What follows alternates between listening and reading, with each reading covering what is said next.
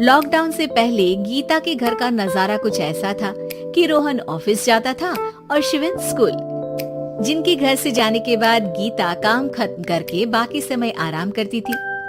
लेकिन लॉकडाउन के बाद ऑफिस और स्कूल घर में ही खुल गए और इससे गीता का हाल वो तो आपको देखने में ही मजा आएगा। शिविन, ओ शिविन, महाराज उठने के लिए क्या 21 तोपों की सलामी लेंगे?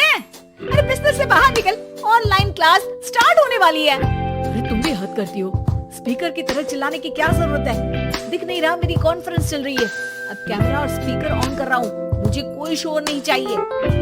इस पर जैसे ही रोहन लैपटॉप का कैमरा और स्पीकर ऑन करता है तभी कुकर की सीटी बजती है। करा लो अब इसे चुप। लॉकडाउन नहीं हुआ, मेरी मौत का फरमान जारी हो गया। दोनों बाप बेटे ने नाक में दम किया हुआ है। ऐसा बोलकर गीता वहाँ से शिविन के कमरे में पहुँच जाती है, जहाँ शिविन अभी भी सो रहा होता है।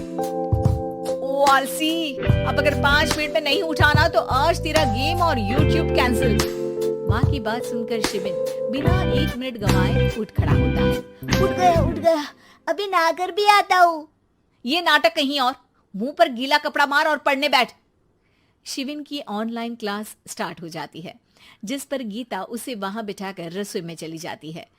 थोड़ी देर में उसे कमरे से कुछ आवाज सुनाई देती है, जिसे सुनकर वो कमरे में वापस आती है। हाय राम, तुझे क्लास अटेंड करने के लिए बोला था, कैमरा ऑफ करके बिस्तर पर नाचने के लिए नहीं बोला था। मम्मी मुझे कुछ समझ नहीं आ रहा, आप बाद में पढ़ा देना ना, वैसे भी अटेंडेंस तो लगी गई है। हाँ हाँ बेटा, जरूर बन जा, तू अभी से हम सबका बाप बन जा। अरे नहीं मतलब कहाँ से लाते हो इतना दिमाग, और पढ़ाई करते हुए ये चला कहाँ जाता है? नाइस क्वेश्चन, दिमाग से पूछकर बता दूंगा। शिविन की बातों से परेशान होकर गीता उसे मारने के लिए जैसे ही आगे बढ़ती है तभी वो कमरे से बाहर भाग जाता है।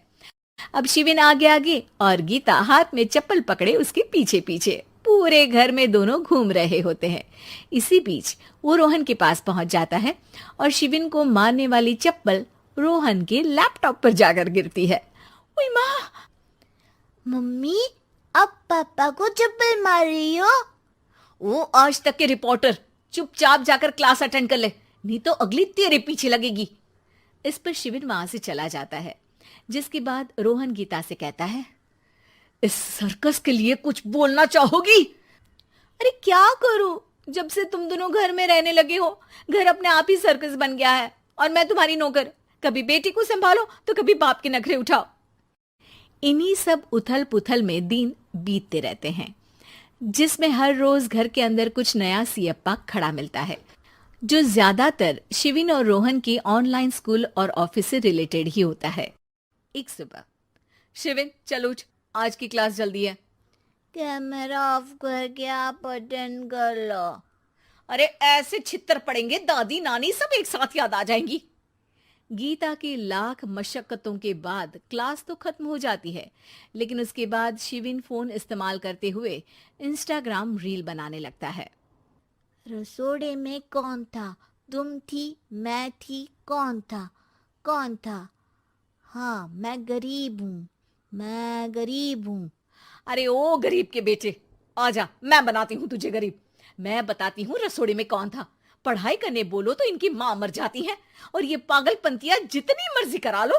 गीता शिविन को डांट रही होती है, तभी रोहन बीच में बोल पड़ता है।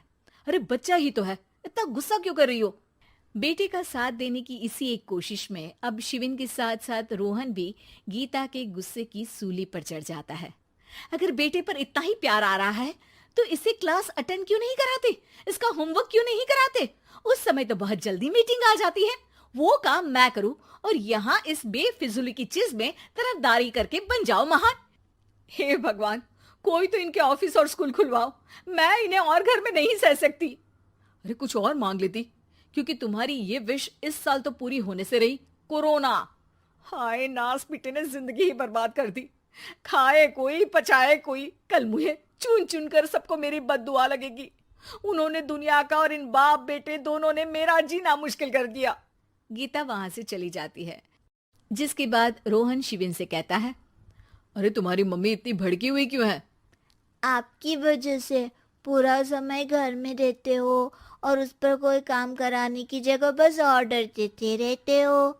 अच्छा बेटे, सारा इल्जाम मुझ पर? पूरा दिन तो वो तुम पर ही चिल्लाती है। हाँ, मतलब दोनों का 50-50 है, कुछ करना पड़ेगा। वो कहते ना, make the best out of worst. I have an idea. वैसे तुम्हारी माँ सही कहती है, बहुत जुबान चलाने लगे हो, कम बोला करो। अगली सुबह रोहन और शिविन अपनी गलती को सुधारने के लिए गीता के उठने से पहले घर का आधा काम खत्म कर देते हैं, जिसे देखकर गीता खुश हो जाती है और फिर बाकी बचा काम वो तीनों मिलकर पूरा कर लेते हैं। जिसके बाद अब वो सब मिल बांट कर हर काम में एक दूसरे की मदद करते हुए लॉकडाउन का मजा लेने